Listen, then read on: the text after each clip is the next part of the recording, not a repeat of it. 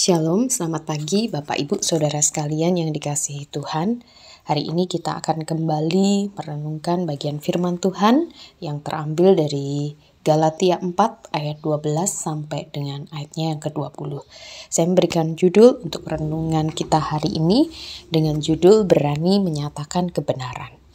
Bapak Ibu Saudara sekalian yang dikasihi Tuhan, sebagian besar dari kita pasti tidak asing dengan pepatah kuno yang berbunyi diam itu emas. Tentu diam yang dimaksudkan di sini adalah tidak berbicara. Memang banyak bicara dapat menunjukkan kebodohan, bahkan mendatangkan kesalahan. Berdiam kadang merupakan sikap yang bijak mengingat kecenderungan kita untuk berkata-kata yang tidak baik atau yang jahat. Akan tetapi, diam adalah pilihan yang sangat buruk ketika kita dituntut untuk bersuara nyaring menyatakan kebenaran atau menegur kesalahan orang. Menegur kesalahan orang apalagi agar teguran itu efektif adalah sangat sulit. Hal itu juga dialami oleh Rasul Paulus. Dia tahu bahwa tidak cukup menegur jemaat Galatia dengan menunjukkan kesalahan mereka atau menjelaskan apa yang Rasul Paulus inginkan dari mereka. Maka di dalam bagian ini, Rasul Paulus mengingatkan jemaat Galatia akan hubungannya dengan mereka yang mesra dan betapa dia mengasihi mereka. Permohonan Rasul Paulus adalah, jadilah sama seperti aku. Dia memanggil jemaat Galatia untuk meniru dia dalam kesetiaan kepada berita Injil. Paulus menantang mereka untuk mati oleh hukum Taurat supaya mereka hidup untuk Allah. Paulus memohon agar mereka menjaga kemerdekaan mereka dan menikmati semua berkat yang tersedia bagi mereka karena iman kepada Kristus. Permohonan ini didasarkan pada beberapa hal. Yang pertama, dia mengingatkan bahwa dia telah menjadi sama seperti mereka. Ketika memberitakan Injil kepada mereka, Rasul Paulus hidup seperti mereka. Dia tidak membuat jarak sama sekali antara dirinya dengan mereka. Dia menunjukkan bahwa yang terpenting adalah iman kepada Kristus dan bukan hidup seperti orang Yahudi atau seperti orang Yunani. Lalu yang kedua, Paulus mengingatkan mereka akan kasih mereka kepadanya. Waktu itu mereka menyambut dia seperti menyambut malaikat, bahkan seperti menyambut Kristus Yesus. Dan mereka begitu bersuka cita karena Injil yang dia beritakan kepada mereka, sehingga mereka rela mengorbankan apa saja untuk dia.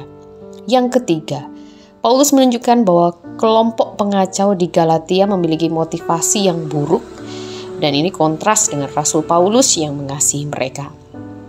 Paulus mengasihi mereka bukan saja dulu ketika memberitakan Injil kepada mereka, tetapi juga sekarang ketika mereka berpaling dan mengikuti Injil yang lain.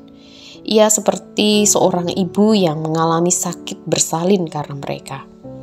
Bapak Ibu Saudara sekalian yang dikasihi Tuhan, menyatakan kebenaran memang mudah dipikirkan, direnungkan, dan diwacanakan, tetapi sulit untuk dilakukan. Banyak alasan mengapa kita lebih suka untuk diam.